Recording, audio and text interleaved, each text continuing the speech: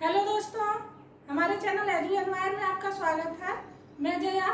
हम लोग प्राचीन भारत की सीरीज को कंटिन्यू कर रहे हैं। इसी क्रम में कई महत्वपूर्ण चैप्टर हमने डिस्कस कर लिए हैं और धीरे धीरे करके अब हम इसकी समाप्ति की ओर बढ़ रहे हैं। ये गुप्त काल का आज प्रारंभिक वीडियो है, यानी ये पार्ट फर्स्ट है। इसके बाद पार्ट सेकेंड आएगा और फिर कुछ चैप्टर बचे हैं। उसके बाद ये अर्थात जो प्राचीन भारत की सीरीज चल रही है ये खत्म हो जाएगी। तो आइए आज हम वीडियो में देखेंगे गुप्त साम्राज्य को, किस प्रकार मौर्य काल में भारत का एकीकरण था और ये बहुत संगठित राज्य के रूप में भारत को जाना जाता था। तो भारत की सीमाएं अफगानिस्तान तक के क्षेत्रों तक विस्तृत हो गई थी। ठीक उसी प्रकार जब हम गुप्त साम्राज्य को पढ़ेंगे तो गुप्त साम्राज्य को भारत का स्वर्ण काल कहा जाता है। स्वर्ण काल सिर्फ इसके एकीकरण यानी कि राज्य की सीमाओं की विस्तार को लेकर नहीं कहा जाता, बल्कि यहाँ पर जो कला और संस्कृति की उन्नति होती है वो सबसे अधिक महत्वपूर्ण था। और मौर्य काल के समाप्त होने के बाद जो कुछ ब्राह्मण वंश आते हैं और कुछ छोटे छोटे वंश आते हैं, फिर भारत पर कुछ विदेशी आक्रमण होते हैं और उसके पश्चात आता है गुप्त साम्राज्य। गुप्त साम्राज्य में मौर्य काल की भांति ही भारत का एकीकरण देखने के लिए आपको मिलेगा। तो गुप्त साम्राज्य जो है वो मूलतः गुप्तों को वैष्णव कहा गया, यानी कहा जाता है कि ये लोग वैश्य थे और वैष्णव धर्म का पालन करते थे। लेकिन कुछ इतिहासकार मानते हैं कि गुप्त कालीन शासक जो भी हुए वे शूद्र भी थे। तो कुल मिलाकर के इसमें मतभेद है। फिर भी अगर आपको कहीं पर प्रेफरेंस देने के लिए आएगा तो गुप्त कालीन शासकों को मूल रूप से वैश्य माना गया है और ये वैष्णव धर्म का पालन करते थे। आइए चैप्टर को शुरू करते हैं और देखते हैं। तो किसी भी साम्राज्य के बारे में जानने के जो सोर्स होते हैं, सबसे पहले उसी को जानना जरूरी होता है कि इनके बारे में हमें जानकारी कहाँ से प्राप्त होती है। तो सबसे महत्वपूर्ण स्रोत क्या है? साहित्यिक स्रोत, पुरातात्विक स्रोत और विदेशी यात्रियों के विवरण। क्योंकि गुप्त साम्राज्य के समय में भारत में कुछ विदेशी भी आते हैं। ऐसा आप मौर्य काल में भी देखते हैं कि मौर्य काल में भारत में विदेशियों का आगमन होता है। मैग्नस्थीज ने फिर इंडिका को लिखा, इंडिका में भारत के संबंध में अनेक जानकारियां दी। तो इसी प्रकार से इस काल में भी यानी कि गुप्त काल में भी विदेशी यात्री भारत आए और उन्होंने अपने विवरण में भारत की स्थितियों पर चर्चा की है। तो कुल मिलाकर हमारे पास 3 सोर्स अवेलेबल है। वो 3 सोर्स कौन कौन से हैं? तो साहित्यिक स्रोत, पुरातात्विक स्रोत और विदेशी यात्रियों के विवरण। तो सबसे पहले साहित्यिक स्रोतों की अगर चर्चा करें तो देखेंगे देवी चंद्रगुप्तम, जिसको विशाखादत्त ने लिखा है। तो विशाखादत्त लिखित देवी चंद्रगुप्तम से जानकारी मिलती है गुप्त साम्राज्य की। फिर ऋतु संहार, कुमार संभव, मलाविका अग्निमित्रम, कई सारी बुक जो कालिदास द्वारा लिखी गई, वहां से जानकारी मिलती है गुप्त साम्राज्य की। और जानकारी मिलती है मृच्छकटिकम से। ये बुक जो है शूद्रक ने लिखी और कामसूत्र जो है वात्स्यायन द्वारा लिखी गई पुस्तक है। इन सभी पुस्तकों का से हमें गुप्त साम्राज्य के बारे में जानकारी मिलती है। उसके बाद पुरातात्विक स्रोत की चर्चा करें तो सबसे अधिक महत्वपूर्ण स्रोत जो गुप्तकालीन शासकों के क्रम में हमें मिलता है वो प्रयाग प्रशस्ति अभिलेख है, जिसको समुद्रगुप्त के दरबारी कवि हरिशेर के द्वारा लिखवाया गया था। इस प्रयाग प्रशस्ति अभिलेख से जानकारी मिलती है गुप्त साम्राज्य की। भीतरी स्तंभ अभिलेख जो स्कंदगुप्त से संबंधित है। फिर जूनागढ़ का अभिलेख, सिक्के और मंदिर, ये सभी जो जितने भी पुरातात्विक स्रोत हैं इनसे जानकारी मिलती है गुप्त साम्राज्य के संबंध में। फिर फहियान जो एक चीनी यात्री था, ये चंद्रगुप्त विक्रमादित्य यानी जिसको हम चंद्रगुप्त द्वितीय के नाम से जानते हैं, उसके दरबार में यात्रा करते मतलब उसके समय काल में आता है। तो फहियान भी जानकारी देता है गुप्त काल की। और वेनसांग, यहाँ वेनसांग से संबंध तो हर्षवर्धन का है, यानी कि हर्षवर्धन के शासनकाल में वेनसांग भारत आता है। लेकिन जब उसने स्थितियों पर चर्चा की यानी कि उसके पहले के शासकों पर चर्चा की है तो उसने गुप्त साम्राज्य पर भी चर्चा की है। इसलिए ये दोनों ही चीनी यात्री जो है अत्यंत महत्वपूर्ण है। और वेनसांग के ही जो है लिखित विवरण से पता चलता है कि कुमारगुप्त ने जो है नालंदा विश्वविद्यालय की स्थापना करवाई थी। इस तरह से अनेक क्वेश्चन पढ़ेंगे यहाँ से। तो चैप्टर बहुत ही महत्वपूर्ण है। जिस प्रकार से मौर्य काल बहुत महत्वपूर्ण चैप्टर था उसी प्रकार से गुप्त काल भी बहुत महत्वपूर्ण चैप्टर है और यहाँ से बहुत सारे प्रश्न बनाए जाते हैं। तो आशा करती हूँ इधर का पार्ट आपको अच्छी तरह से समझ में आ गया होगा। अब चलेंगे गुप्तकालीन शासकों की तरफ, यानी गुप्त गुप्तकालीन शासकों में कौन कौन से शासक हुए और इनका क्रम क्या था तथा यहाँ से क्या क्या क्वेश्चन बनाए जाते हैं। तो सबसे पहले इस काल का जो संस्थापक था वो श्रीगुप्त था, और श्रीगुप्त से बहुत क्वेश्चन नहीं बनेंगे, सिर्फ यही एक क्वेश्चन बनता है कि महाराज की उपाधि किसने धारण की और इस का संस्थापक कौन था। तो श्रीगुप्त जो है गुप्त काल का संस्थापक था और इसने महाराज की उपाधि धारण की। महाराज कहा जाता है, ये एक कहा जाता है कि गुप्त काल के शासक जो थे यानी कि श्रीगुप्त जो था वो कुषाणों के सामंत थे, क्योंकि ये जो महाराज शब्द आया है ये सामंतों से ही संबंधित है। तो ये मूल रूप से शासक पहले ही नहीं हो जाते, ये पहले कुषाणों के सामंत होते हैं, उसके बाद स्थितियां बदलती हैं और ये शासक बनते हैं। तो महाराज की उपाधि धारण की श्रीगुप्त ने और ये इसका संस्थापक था। तथा एक और प्रश्न बनेगा, अगर डीपली जा करके पूछेगा आपसे तो, कि मगध में एक मंदिर का निर्माण करवाया श्रीगुप्त ने और वहां से ये जो 24 ग्राम है ये दान में दिए, यानी 24 ग्राम दान में दिए मंदिर के निर्माण हेतु। तो यही दो प्रश्न बन सकते हैं श्रीगुप्त से। इसके बाद यहाँ पर जो है आप देख रहे हैं घटोत्कच को। तो घटोत्कच जो है इस श्रीगुप्त के बाद दूसरा शासक होता है, यानी इस गुप्त का डायनेस्टी का जो दूसरा शासक था वो घटोत्कच था। यहाँ से कोई खास प्रश्न नहीं बनेगा। उसके बाद हम आएंगे जो जहाँ से क्वेश्चन बनते हैं वो सबसे महत्वपूर्ण यहाँ से चंद्रगुप्त प्रथम और फिर चंद्रगुप्त द्वितीय यानी विक्रमादित्य। चंद्रगुप्त प्रथम जो है 319 में इसका राज्याभिषेक होता है और शासनकाल इनका 350 ईस्वी तक रहता है। चंद्रगुप्त प्रथम को ही गुप्त डायनेस्टी का जो है वास्तविक संस्थापक माना जाता है तथा राज्याभिषेक इनका राज्याभिषेक 319 ईस्वी में हुआ और इसी के उपलक्ष्य में यानी कि अपने राज्याभिषेक के उपलक्ष्य में ही उन्होंने एक संवत को शुरू किया जिसे हम गुप्त संवत के नाम से जानते हैं। तो यहाँ से आपसे एक तो ये पूछेगा कि गुप्त संवत की शुरुआत किसने की, तो चंद्रगुप्त प्रथम ने, और दूसरा आपसे ये पूछेगा कि कौन सी ईस्वी से गुप्त संवत शुरू मानी जाती है, तो ये 319 ईस्वी से।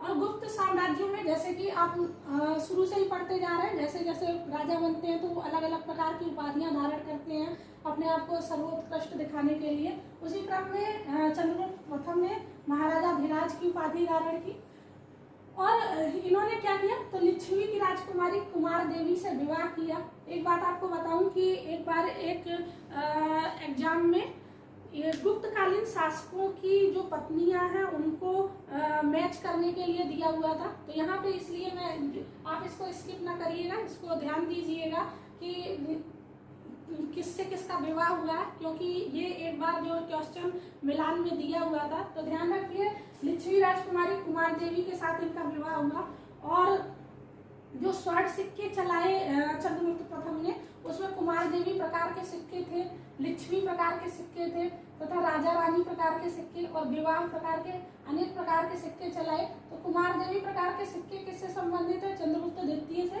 तथा ये सिक्के जो हैं इनका विवाह किससे हुआ था, कुमार देवी से। ये दोनों ही प्रश्न महत्वपूर्ण है, याद रखिएगा इसको। चंद्रगुप्त वो प्रथम शासक था जिसने गुप्त काल में चांदी के सिक्के चलाए हैं। इससे पहले जो सिक्के थे वो सोने के सिक्के थे या तांबे के सिक्के थे, लेकिन चांदी का सिक्का चलाने वाला जो प्रथम शासक होता है इस काल में वो चंद्रगुप्त प्रथम होता है। इसके बाद चंद्रगुप्त प्रथम के बाद क्रम में कौन आएगा, तो समुद्रगुप्त, और समुद्रगुप्त का शासनकाल 350 ईस्वी से 375 ईस्वी माना जाता है।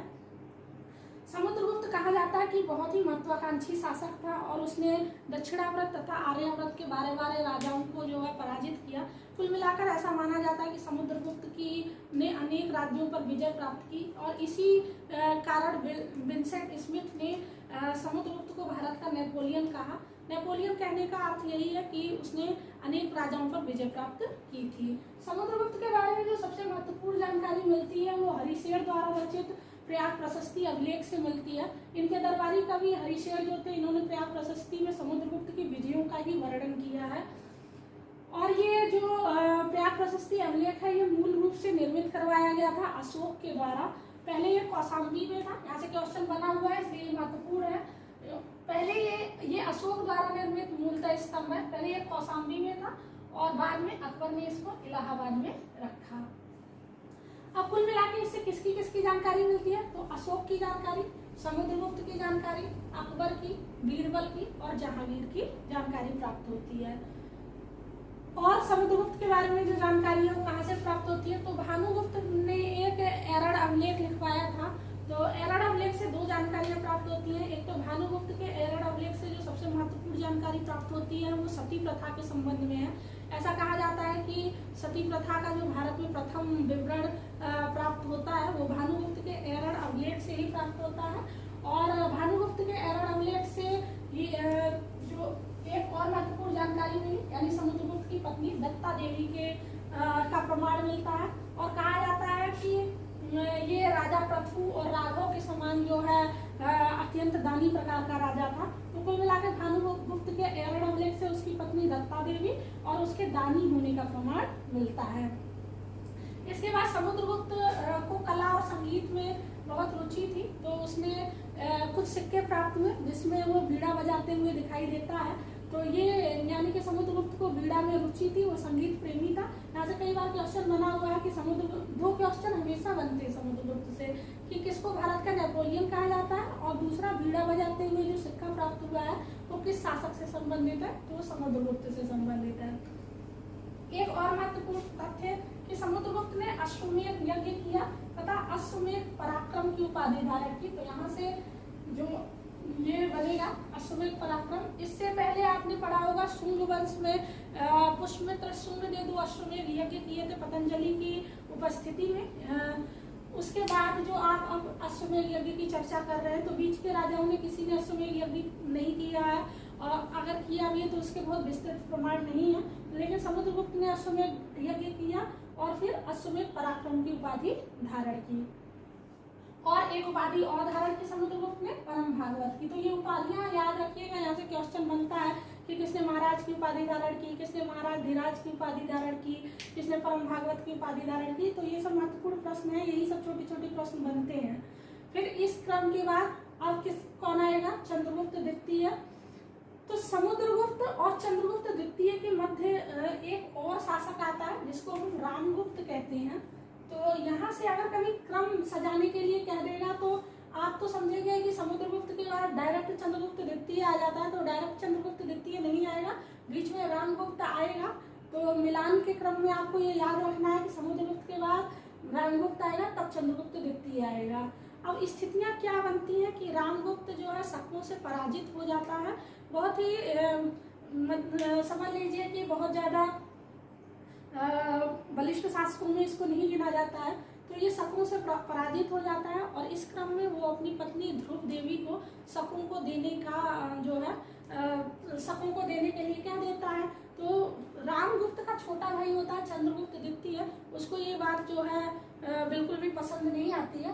इस प्रकार वो शकों को पराजित करता है और सकारी की उपाधि धारण करता है और इनकी पत्नी ध्रुव देवी से विवाह करता है। तो अभी आप ये क्रम समझ लीजिए कि इन्होंने किससे विवाह किया? कुमार देवी से चंद्रगुप्त प्रथम ने, फिर समुद्रगुप्त ने किससे विवाह किया? दत्ता देवी से, फिर ये रामगुप्त की पत्नी ध्रुव देवी से विवाह करते हैं चंद्रगुप्त द्वितीय, जिनको हम विक्रमादित्य के नाम से जानते हैं। अब एक और बात, जब अभी हम ये क्रम पढ़ रहे थे यानी कि चंद्रगुप्त प्रथम समुद्रगुप्त, तब तक गुप्तकालीन शासकों की जो राजधानी थी वो पाटलिपुत्र थी और पाटलिपुत्र तथा, लेकिन जब चंद्रगुप्त द्वितीय के क्रम में आएंगे तो इनकी 2 राजधानियां हो जाती है, यानी पाटलिपुत्र और फिर उज्जैनी से शासन चलने लगता है। तो चंद्रगुप्त द्वितीय जो शासन चलाते हैं वो उज्जैनी से चलाते हैं और बहुत ही महत्वपूर्ण भारत के इतिहास में शासक के रूप में जाने जाते हैं। इन्होंने एक लौह स्तंभ का निर्माण करवाया जो कि मेहरौली में स्थित है। मेहरौली लौह स्तंभ जिसे कहा जाता है, इस पे चंद्र लिखा हुआ है, चंद्र नाम, और कुछ जो है यानी कि ये जो समय काल है वो लिखा हुआ है। इससे अनुमान लगाया जाता है कि ये जो मेहरौली का लौह स्तंभ है वो किससे संबंधित है? चंद्रगुप्त द्वितीय से।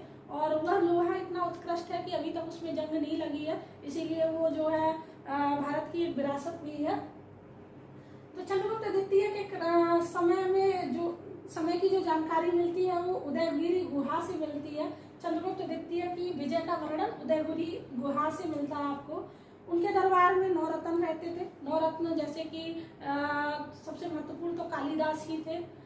कालिदास थे, चरक थे, ये सब अत्यंत महत्वपूर्ण लोग इनके दरबारी थे।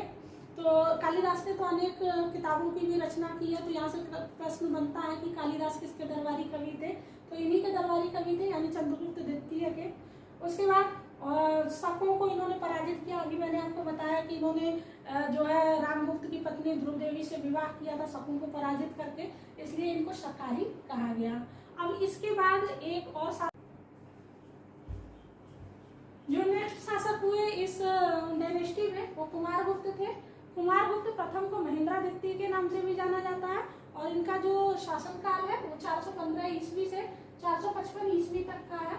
इनके संबंध में जो जानकारी प्राप्त होती है वो बिलसण अभिलेख से और मंदसौर अभिलेख से प्राप्त होती है। तो ये मंदसौर अभिलेख अत्यंत महत्वपूर्ण है। ऐसे कई बार क्वेश्चन पूछा गया है कि मंदसौर अभिलेख का संबंध किस शासक से है। तो और कुमारगुप्त के समय ही सबसे ज्यादा अभिलेख प्राप्त हुए, यानी कि अभी तक जो गुप्तकालीन शासकों के क्रम में आप देखेंगे कि अनेक कई अभिलेख प्राप्त हुए, तो सबसे ज्यादा अभिलेख किस शासक के लिए प्राप्त हुए हैं? कुमारगुप्त के लिए। और जो मंदसौर अभिलेख की अभी हम चर्चा कर रहे थे, इस मंदसौर अभिलेख को के रचयिता कौन है? तो वत्स भट्टी है इसके रचयिता। और कुमारगुप्त ने जो है गरुड़ प्रकार के सिक्के खत्म करके और यहाँ पे मयूर प्रकार के सिक्के चलाए। तो उन सिक्कों में दर्शाया गया कि राजा जो है मयूर के साथ खेल रहा है और इसके पिछले भाग में कार्तिकेय का चित्र बना हुआ है। तो इस प्रकार से मयूर प्रकार के सिक्के, अभी तक जो गुप्त डायनेस्टी में सिक्के थे वे किस प्रकार के थे? गरुड़ प्रकार के सिक्के थे। और भी कई प्रकार के सिक्कों की चर्चा होगी, तो हम इसके नेक्स्ट पार्ट में पढ़ेंगे। तो अभी आप यहाँ पे देख लीजिए, मयूर प्रकार के सिक्के जो है कुमारगुप्त से संबंधित है। अब इन्होंने भी जिस प्रकार से समुद्रगुप्त ने, आप वहाँ पे देख रहे थे कि अश्वमेध यज्ञ की चर्चा अभी हम लोग कर रहे थे, अश्वमेध यज्ञ करवाया, तो उसी प्रकार से अश्वमेध यज्ञ जो है कुमारगुप्त ने भी करवाया और पुष्पमित्र शुंग ने करवाया अश्वमेध यज्ञ, फिर ये करवाता है। तो अश्वमेध यज्ञ को याद रखिएगा, जब कभी इससे क्रम पूछे कि कौन कौन से शासकों ने अश्वमेध यज्ञ करवाया तो आपको क्रम याद रहना चाहिए। तो अश्वमेध यज्ञ करवाया कुमारगुप्त ने। और जो सबसे बड़ी उपलब्धि है इस काल की, यानी कि कुमारगुप्त के काल की जो सबसे बड़ी उपलब्धि है वो नालंदा विश्वविद्यालय है।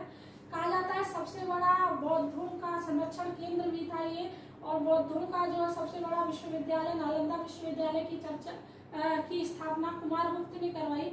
हालांकि गुप्त शासक जो थे वो वैष्णव धर्म के अनुयायी थे और वे कहीं ना कहीं जो है बौद्धों को बहुत ज्यादा पसंद नहीं करते थे। फिर भी कुमारगुप्त ने एक अच्छे शासक का परिचय देते हुए उसने नालंदा विश्वविद्यालय की स्थापना करवाई। वही नालंदा विश्वविद्यालय जो भारत की एक महत्वपूर्ण विरासत है।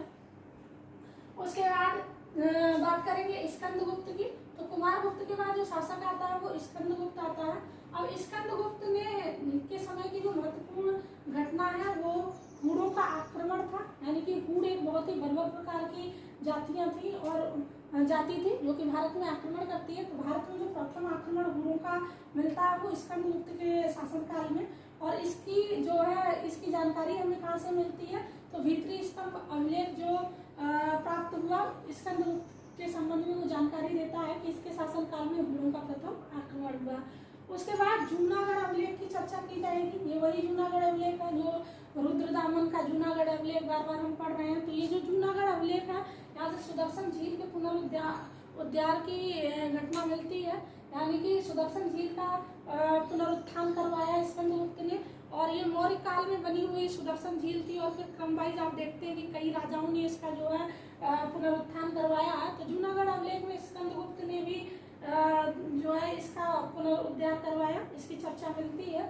उसके बाद इस काल का जो अंतिम शासक था वो विष्णुगुप्त तृतीय था। और इस प्रकार से धीरे धीरे करके गुप्त डायनेस्टी खत्म हो जाती है और ये भारत का स्वर्ण काल कहलाता है। बहुत ही अच्छी कला संस्कृति की उन्नति होती है इनके काल में। तो जो आगे वाला यानी इसका नेक्स्ट वीडियो पढ़ेंगे, हम इसमें देखेंगे कि गुप्तकालीन प्रशासन किस प्रकार से चलता था, यानी उनकी सामाजिक व्यवस्था क्या थी, राजनीतिक व्यवस्था, आर्थिक व्यवस्था, और किस प्रकार से उन्होंने कला और संस्कृति में अपना योगदान दिया। ये सब हम नेक्स्ट पार्ट में पढ़ेंगे। तो अभी तक आपको अगर वीडियो अच्छा लगा हो तो हमारे वीडियो को लाइक करें, चैनल को सब्सक्राइब करें। और आशा करती हूँ जितना आप पढ़ते जाते हैं उसको ऑब्जेक्टिव बनाते हैं। अगर आप ऑब्जेक्टिव नहीं बनाएंगे तो आपका पढ़ा हुआ सब बेकार हो जाएगा, क्योंकि चीज़ें लॉन्ग टर्म तक माइंड में रहने के लिए आपको प्रश्न बनाना आवश्यक होता है। Thank you for watching.